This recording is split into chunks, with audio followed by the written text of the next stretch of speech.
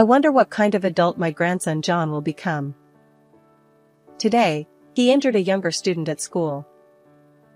But John doesn't seem to feel any remorse. He acts on his emotions and doesn't know how to control his anger. If this continues, John might do something truly irreversible. That night, in the quiet bedroom where only the sound of the air purifier could be heard, I looked down at John. I could hear his faint breathing.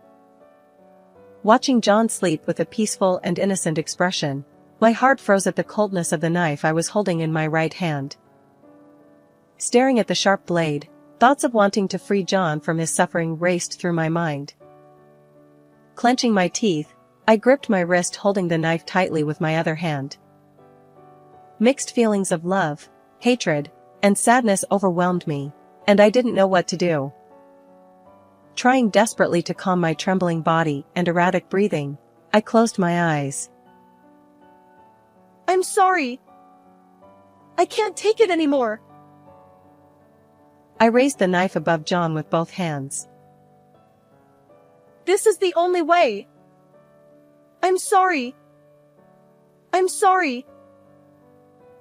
My name is Elena.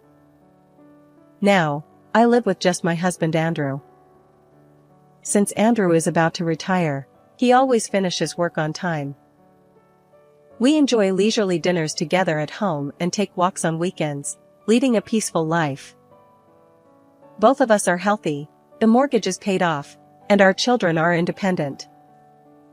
I never doubted that my old age would be positive and fulfilling. My daughter Samantha works in fashion, traveling frequently to Europe for work. Samantha decided not to marry from a young age. It's not out of bravado. I truly respect Samantha for living with pride in her work. On the other hand, my son Nathan got married at 28 and has been living in the neighboring town since then. For about 10 years after their marriage, Nathan and his wife Clara were not blessed with children. It seemed that Clara was more troubled by this than Nathan. Nathan would say, "Children aren't something you should rush to have. I think the time will come eventually." Occasionally, they would visit our house, and Nathan would bring up the topic of not having children, almost as if it were someone else's problem. He didn't need to mention it, but after 10 years without children, maybe people were saying something. Andrew and I pretended not to care. As long as Nathan and Clara were happy together, that was enough. Nathan would say, "Clara is always telling me not to drink or stay up late. She's like a nagging mom." Clara would smile shyly and look down. I felt that Clara's wishes were behind her requests for Nathan not to drink or stay up late, even if Nathan didn't realize it. 10 years is a long time. I remember the day Nathan and Clara told us they were expecting a baby. They used to visit us once a month, but suddenly they stopped coming, and I felt a bit uneasy. A few months later, they visited again, and Nathan seemed embarrassed, which made me think something was up. Nathan said, "Well, Clara is pregnant. Finally." Clara's belly wasn't very big yet, so she didn't look pregnant. But seeing Clara gently caress her belly with a calm and kind smile brought tears to my eyes. Clara asked, "Oh, what's wrong, Elena?" I replied, "No, it's strange. I'm not sad. I'm happy. I'm really happy." I repeated to myself that I was happy. I couldn't put it into words, but I was genuinely glad that Clara was going to have a child. Clara's expression as she caressed her belly was the happiest I had ever seen her, and I knew I would never forget it. The child who was born was named John. I thought from the bottom of my heart that the name John suited my grandson, who had a smile as lovely as an angel. Since Clara's family lived far away, She didn't go back to her parents' home, but stayed with us for a while. The feel of a baby after such a long time was so soft that I was scared to hold him. I held the fragile life and gazed at John's face. You've raised kids before, so why are you so scared to hold him? Well, it's different. He's someone else's child. I'm afraid I might hurt him, even by accident. I smiled wryly as I supported John with all my strength. The tension was completely different from when I raised Nathan and Samantha. John, sleeping in my arms, was fragile, delicate, and yet beautiful. John grew up quickly. At 4 years old, he loved picture books and would devour the books he borrowed from the library. Nathan would always proudly report this to us. At this rate, he'll become a scholar or something. As long as he follows the path he loves, that's all that matters. As long as he's happy. Clara looked at young John with narrowed eyes. Watching her profile, I sincerely hoped that this happiness would last forever. One day, the phone rang at home. Andrew had retired and, without any particular hobbies, spent most of his days at home. He quickly picked up the phone when it rang. Hello? Andrew responded with a wary voice, cautious of scams or sales calls. I was watching TV, just a typical moment in our daily life. Holding the receiver to his ear, Andrew stared at me, and even when our eyes met, he continued to stare without looking away. I felt that nothing was reflected in Andrew's eyes. From those lifeless eyes, I realized that something terribly bad had happened. The call on that ordinary day was to inform us that Clara and John had been in an accident and were taken to the hospital. It happened on their way home from kindergarten. They might have been talking about what to have for dinner or drawing at home. I imagined Clara talking to John as they walked hand in hand. Then, they reached a crosswalk, checked the green light, and started walking. It was all in my imagination, but it felt so real. A car driven by a drowsy driver, the two of them being thrown into the air. Clara instinctively cradling John's head before they hit the ground. Andrew and I rushed to the hospital where they were taken after receiving a call from Nathan. We sat silently in the waiting room. The image of Clara and John being hit by a car kept replaying in my mind, and I covered my face repeatedly. Why did this happen? Eventually, the doctor informed us that Clara had passed away. Nathan was speechless, standing in the hallway with a fixed expression. Only John survived, but the doctor's words about the possibility of a traumatic brain injury didn't seem to reach him. When I held Andrew's hand, he too stared into the void with his mouth half open. Before the feeling of sadness could arise, the funeral arrangements proceeded. After Clara's funeral, Nathan asked us to take care of John. I'm sorry. Just for a little while. I need some time alone to think after losing Clara. What about John's feelings while you're thinking alone?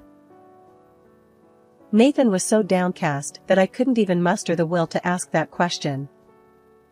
Diagnosed with a traumatic brain injury, John lost his previously gentle personality and began to exhibit violent behavior and outbursts. At first, I thought it was the sadness and loneliness of losing Clara that changed John's personality, but that might not be the case. John, who suffered brain damage from the injury, was struggling with the symptoms of a traumatic brain injury, and neither Andrew, Nathan, nor I could understand him. John would break and throw furniture while shouting, and sometimes he would be violent towards me. Nathan and Andrew would observe John from a distance, frowning, and then leave the house to escape. My worries continued until John, exhausted from his rampages, fell asleep. During those days, only Samantha, who lived far away, would call me every day to check on me. I'm sorry, Mom. I'm overseas now, but I'll definitely visit when I return. Hearing Samantha's voice would soothe my heart a little. I was at an age where society would call me elderly. Spending all day with a young and violent grandson was mentally and physically exhausting. The stormy days with John continued, and the time for him to start elementary school was approaching. During his time in kindergarten, John caused problems with his violence and abusive language, and I had to apologize repeatedly. I wondered if I had ever apologized so much in my life. At first, everyone offered sympathetic words, but gradually, people began to avoid John and me. Even Clara's friends, who had been close to her, started to avoid us, deepening our isolation. The kindergarten teachers made various accommodations, but John, who couldn't move his body as freely as the other children, was always frustrated. When I went to pick him up from kindergarten, I saw John watching an active boy on the monkey bars. The boy, with his handsome face, completed the monkey bars with ease and laughed with his friends, clapping their hands. Grandma, watch me. John tried his best to grab the bars, but he seemed to just hang there without much momentum. The boy who had completed the monkey bars began to mimic John. He lightly gripped the bars and extended one leg, mocking John. The other children whispered and laughed as they watched. Eventually, losing interest in John, the boys moved on to other playground equipment, laughing and having fun. John, with tears welling up in his eyes, punched me in the stomach. Sometimes John's violence was directed at other children. I told Nathan that it would be better for John to attend a special support class in elementary school. But both Nathan and even Andrew opposed the idea. John may be a bit hysterical, but he doesn't need to be in a special support class. Those classes are for children with disabilities, right? I don't think it's that bad. Traumatic brain injury is not easily visible. Nathan and Andrew, who spent little time with John, didn't seem to understand the severity of the situation. I repeatedly explained that John's outbursts were troubling others and, more importantly, causing him distress. But they refused to accept it. It seemed to me that they were closing their eyes to the fact that their beloved John, Nathan's son, was disabled. As John grew, his violence worsened. Even as bruises increased on my arms and thighs, Nathan and Andrew pretended not to notice. I tried to seek help from the authorities to improve the situation. But when I approached them, they told me to have the father come to the office. Nathan showed no understanding of John's disability and might not even know the term traumatic brain injury. The school called almost daily, and I apologized to many people. Days passed without anyone to rely on. John was always irritable, pulling my hair and continuing his violence. I was very tired, to the point where I no longer even felt the desire to seek help from anyone. One day, when John was in the 4th grade, he caused a serious injury to a younger student at school. I heard the details from his homeroom teacher. Apparently, while a younger boy was climbing the stairs, John pushed him.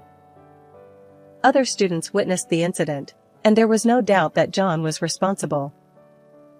Even when asked for a reason, John couldn't explain, leaving his teacher perplexed. I hurried to apologize to the injured boy's family. As soon as I saw the parents' faces at the door, I desperately apologized. The boy had broken a bone. At the entrance, the boy's parents yelled at me, asking why neither John nor his parents had come. The boy, wearing a cast, tearfully accused me, saying it hurt a lot and he was scared. I kept apologizing over and over. When the boy's father threw a parting remark at me, asking why a child like John was in a regular class, my chest tightened, and for a moment, I couldn't breathe. Back home, I cooked in the kitchen. While making John's favorite soup, I chopped the carrots into small pieces to make it easier for him to eat. John clumsily held the spoon and ate the soup. I picked up the spoon that fell from his hand multiple times, and eventually, he threw the spoon at me in anger. With a feeling that was neither anger nor sadness, I handed him a new spoon and quietly looked at his face. I wondered what kind of adult he would become. He didn't seem to reflect on his actions, even after hurting someone. He acted on his emotions and didn't know how to control his anger. At this rate, John might do something truly irreversible. That night, in the quiet bedroom where only the sound of the air purifier could be heard, I looked down at John. I could hear his faint breathing. Watching John sleep with a peaceful and innocent expression, my heart froze at the coldness of the knife I was holding in my right hand. Staring at the sharp blade, the thought of wanting to free John from his suffering raced through my mind. Clenching my teeth, I gripped my wrist, holding the knife tightly with my other hand. Mixed feelings of affection, hatred, and sadness overwhelmed me, and I didn't know what I wanted to do. Trying desperately to control my trembling body and erratic breathing, I closed my eyes. I'm sorry. I can't take it anymore. I raised the knife above John with both hands. This is the only way. I'm sorry. I'm sorry. Hey! What are you doing, Elena? Andrew suddenly entered the room and, seeing the knife in my hand, looked shocked. I stopped moving and turned to look at Andrew. He stood at the door, staring at me with frightened eyes. My hands trembled, and doubt filled my heart. It was only a few seconds, I think. Nathan, who appeared from behind Andrew, rushed past me with a fierce expression and threw himself over John. If I lowered the knife now, I would stab Nathan. Nathan looked at me with a face twisted in fear. Mom, please stop. I'm begging you. John, who had woken up by then, looked at me with surprised eyes, unable to understand the situation. He didn't make a sound, just silently stared at me through the gap in Nathan's body. I wondered how I looked in John's eyes at that moment. Seeing John with unusually clear eyes, I came to my senses. Slowly placing the knife on the floor, I left the room without saying a word. My body felt incredibly heavy. Oh, why does my body feel so heavy? I called the police with my smartphone in the living room. My heart was crushed by despair and regret. I wanted someone to punish me for what I had tried to do, for the terrible thing I had almost done. I felt that if someone didn't stop me now, I might do the same thing again. A police officer asked me what had happened. I couldn't say anything and just watched the hands of the clock on the wall. Elena, hang up the phone! Andrew said, following me with a pained expression. I lost my strength, moved the phone away from my ear, and started to cry. It's okay, Elena. Nothing happened. That's fine, right? Andrew said.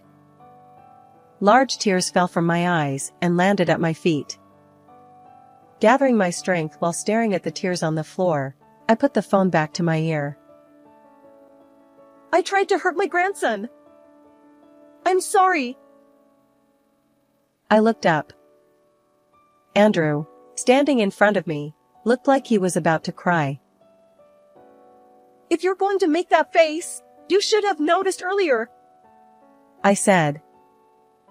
Andrew walked over and hugged me tightly. It's not too late. Call the police and tell them you made a mistake. Andrew whispered painfully in my ear. I pushed away from Andrew's chest and tried to smile. I didn't need a mirror to know that my smile must have looked terrible. No, if you and Nathan hadn't come at that moment, I surely would have. A few minutes later, several police officers arrived at the house, and I was arrested. While being taken to the patrol car, I kept my eyes closed. Reflecting deeply on my crime, I remembered John's eyes staring at me. Remembering his innocent eyes, tears began to flow from the corners of my closed eyes. At the police station, a young female officer asked me about the incident. The questioning continued for several days, and I told as much detail as I could. Feeling the weight of my crime, I even wished to be put in prison. The officer listened to my story with a sympathetic expression. It's okay. Take your time, she said gently when I struggled to speak. An attorney, whom I hadn't even requested, came and listened to my story with genuine concern. It's okay. I can stay in prison for the rest of my life, I said. The attorney smiled at me with a slightly troubled look. Don't forget that there are people running around trying to defend you, the attorney advised me. The feelings I had when I tried to hurt John was not just a momentary lapse. If I returned to life with John, I might eventually. After spending 3 days in the detention center, I was allowed to go home. Samantha was waiting in the police station parking lot. I was surprised that it was Samantha, not Andrew or Nathan, who came to pick me up, but I was genuinely glad it was her. I was surprised to see Samantha back here, since she had been living overseas, but as soon as she saw me she ran over and gave me a hug. As soon as she saw me, she ran over and hugged me. Mom, it must have been tough. It's okay now, Samantha said. Samantha, what about your job? I asked. Don't worry about that. It doesn't matter, she replied. Samantha's warmth was so comforting that I was at a loss for words as emotions welled up inside me. Without saying anything, Samantha put me in the passenger seat and drove off without mentioning our destination. After driving for a while, a huge lake that looked like the sea came into view. The clear blue surface of the lake reflected the surrounding mountains, creating a mystical atmosphere. Many flowers were planted along the roadside, and rows of trees stretched endlessly. That night, I asked Dad and Nathan to check on you, Samantha said. What? I replied. Samantha adjusted her sunglasses while holding the steering wheel with one hand. The reflection of the sun on the lake was so bright that I stopped looking ahead and instead gazed at Samantha's profile. I had been talking to Samantha almost every day. I had spoken to her that night too, but I couldn't remember what we talked about. But I probably vented about my current life. Living with John was reaching its limit. John had grown so much that I could no longer control him on my own. If he continues to grow, he might become an irreparable person. So I thought, maybe it would be better if. Maybe I confided in Samantha because she was living abroad and couldn't do anything about it. That day, you didn't seem like yourself. You seemed cornered and desperate, Samantha said. That night, after John had injured a classmate at school, I realized how much trouble he was causing everyone. The sad eyes of the injured boy and the resentful looks from his parents made me feel like I was the one to blame for not raising John properly. It's my fault! Clara is no longer here. I have to be John's mother, I said. Mom, you're not John's mother, Samantha said firmly, keeping her eyes on the road. Eventually, the car slowed down at a red light, and Samantha gently placed her hand on mine, which was resting on my lap. Mom, you're not John's parents, You don't need to push yourself so hard, she said. but I don't know what to do. I replied. I'm sorry, Mom. But I wish you had relied on me more, Samantha said. Even with her sunglasses on, I could tell she was crying. I couldn't rely on you. I just couldn't, I said. But I was so happy that Samantha, who was supposed to be working abroad, had dropped everything to come to me. With a choked voice, I whispered, "Thank you." I didn't care where the car was headed. My heart was so full that I felt sleepy and quietly closed my eyes.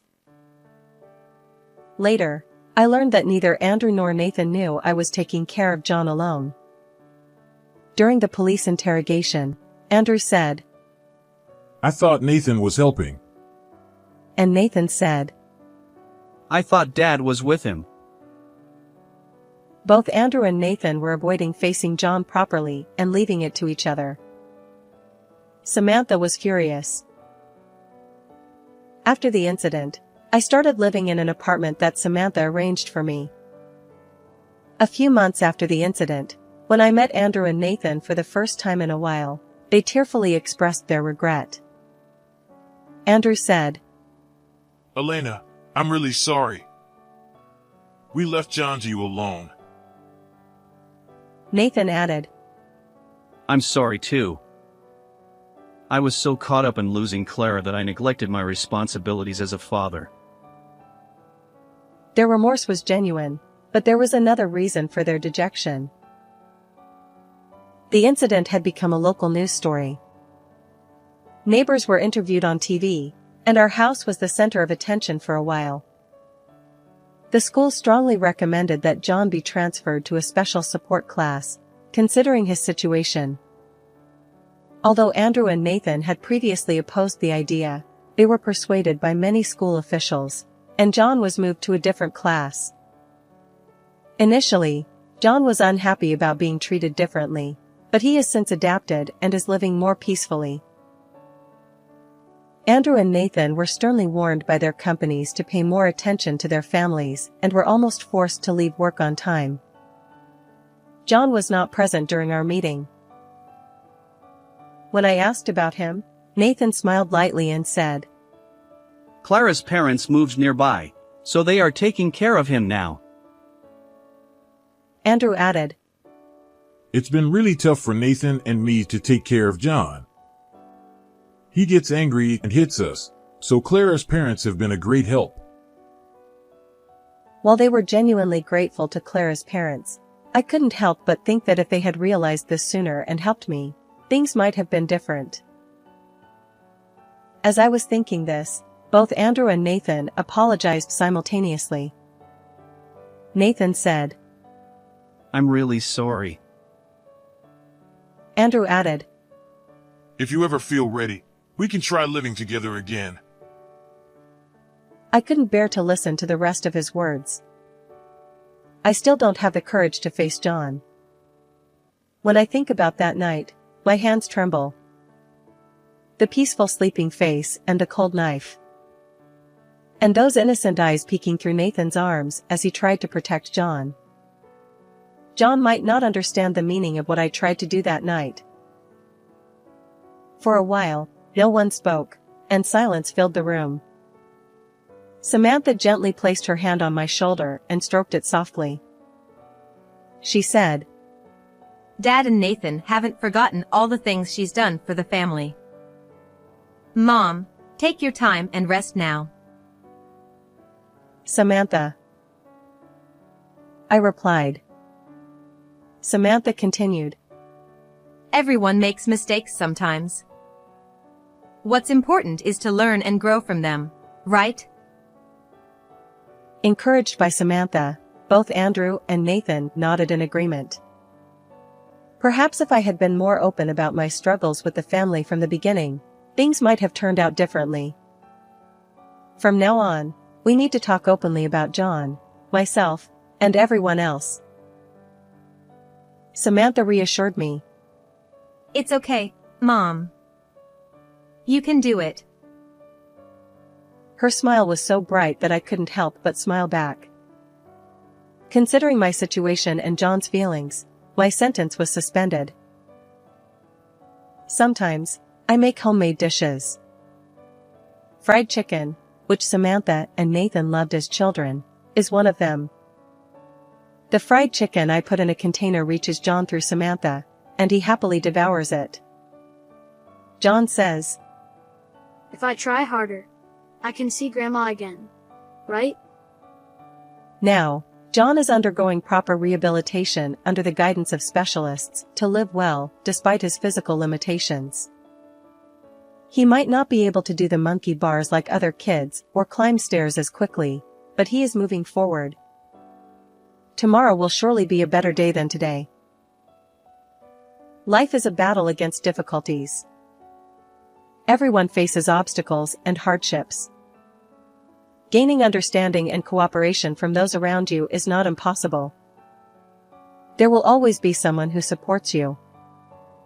No matter how much you want to run away, having someone by your side to share your struggles can be a great relief. After making fried chicken and cleaning the kitchen, I suddenly remember John's smile. If John smiles while eating the fried chicken I made, I will be happy. Imagining the day we can all live together again, I quietly close my eyes.